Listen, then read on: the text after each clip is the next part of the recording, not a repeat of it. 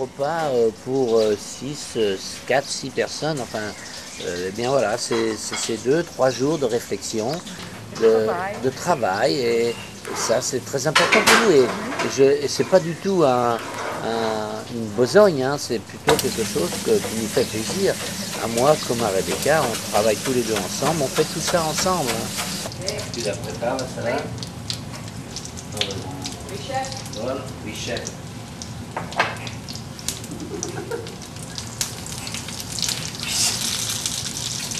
Mais jamais assez fort. Oui, chef. Faut dire. C'est vrai, non? Hein? Ben, qu'est-ce que tu veux? Si on veut les choses bien, Il faut travailler dur. il faut travailler dur. Ça, c'est un métier de rigueur. Hein. Aussi, hein. Travail de rigueur, la cuisine. Et ce qui me convient très bien, hein, Ah, c'est pas toujours facile pour la personne qui... Ah ben non, c'est pas toujours facile à vivre, mais... Moi, ça me convient, mais pour Rebecca, c'est peut-être moins parce évident. qu'il est très exigeant et son exigence se déborde, se transforme dans les autres facettes de sa vie. C'est pas seulement la nourriture, c'est tout. C'est impossible à vivre, c'est ce qu'elle est en train de dire. Non, pas du tout. Mais il faut que je suis. Et c'est pas toujours évident. Non. Mais c'est la belle vie quand même. N'est-ce pas?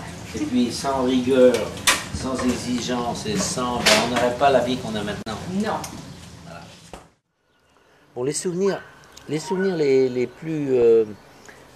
plus vivaces, hein, c'est... à l'enfance, à 8, 9, 10 ans.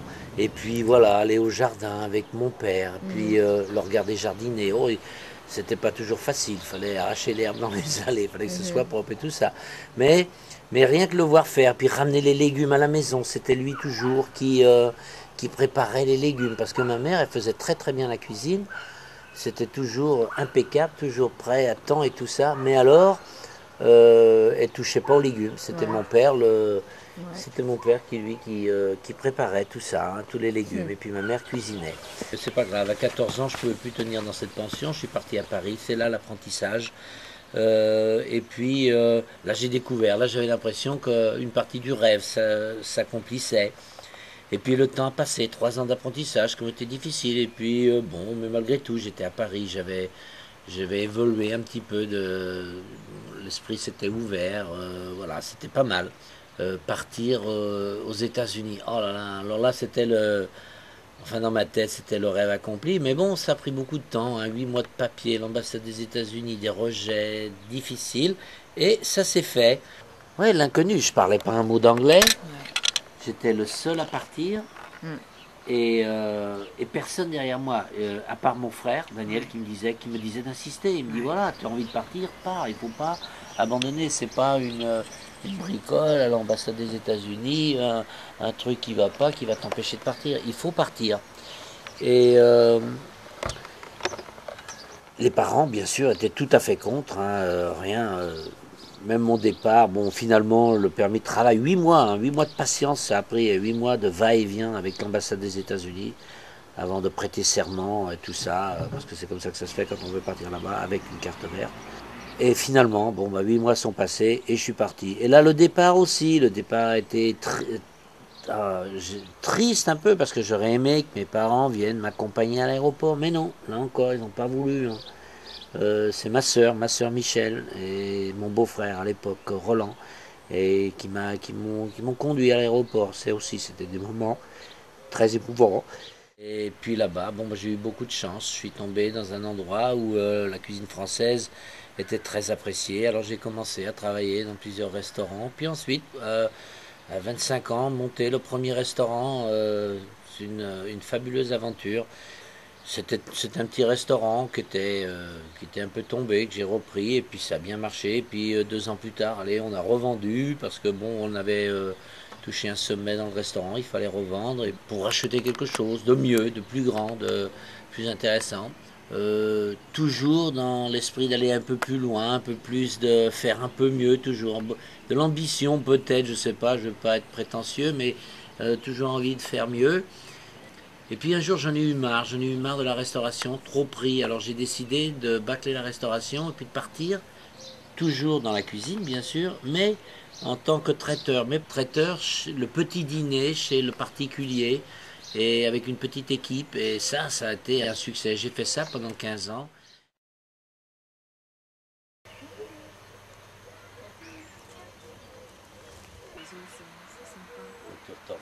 L'autre grande partie de notre vie, c'est notre jardin. Notre jardin, travailler ce jardin, bon ben voilà, et c'est pas seulement le potager, bien sûr, ça c'est surtout la section à Rebecca. Moi, malheureusement, j'ai pas pris exemple sur mon père, qui était un parfait jardinier. Moi, plutôt, c'est d'arranger les fleurs, puis être sûr que les alignements sont bien droits, être sûr que la vigne, elle est bien relevée, et puis que ça dépasse pas dans tous les sens. Voilà. Bon, c'est un peu contraire aux Anglais qui tout est un peu éparpillé. Moi, je suis bien à la française. Il faut que ce soit tout bien droit. Maintenant, ça commence à prendre tournure. Hein. Oui,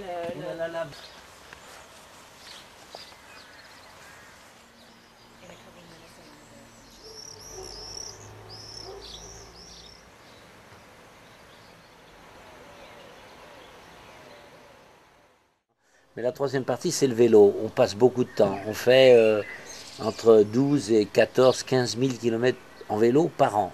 Plus qu'on fait Pas en seulement voiture. sur la route, Ouais. mais ce qu'on fait aussi, surtout en bas, l'entraînement et tout ça.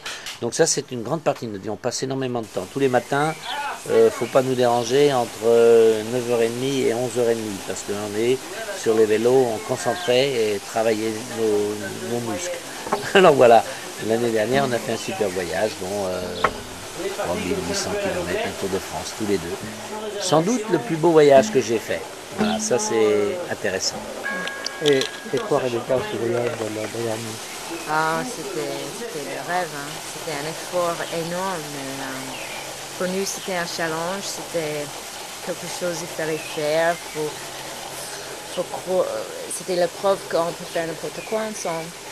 C'était 5 semaines d'intensité tous les jours, physique, mentale. C'était bien. On a mangé beaucoup de pâtes, les pâtes, les tomates et de l'eau. Ça, c'était notre nourriture pour 5 semaines, mais c'était vraiment bien. Et combien de kilomètres par jour? À peu près 100, 120 km par jour. J'aime, on aime, enfin tous les deux, mais peut-être moi plus, parce que peut-être j'ai une dizaine d'années de plus que Rebecca, donc je suis plus, je vois les années qui passent et j'ai envie de faire, j'ai des défis, des challenges, et si ça fait pas de mal, il n'y a pas de bien. voilà. Il faut avoir du mal pour avoir... Pour apprécier, Oui, il faut pour apprécier, il faut se faire un peu mal. Voilà. C'est notre credo de la vie.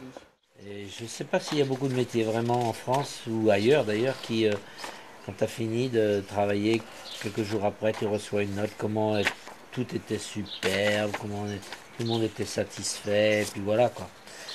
Thank you for your grace and your lovely food. You made our party memorable. Mémorable. J'ai fait leur fête mémorable. C'est pas formidable ça? Bon, pour quelqu'un qui aime le changement, c'est vrai, j'aime le changement.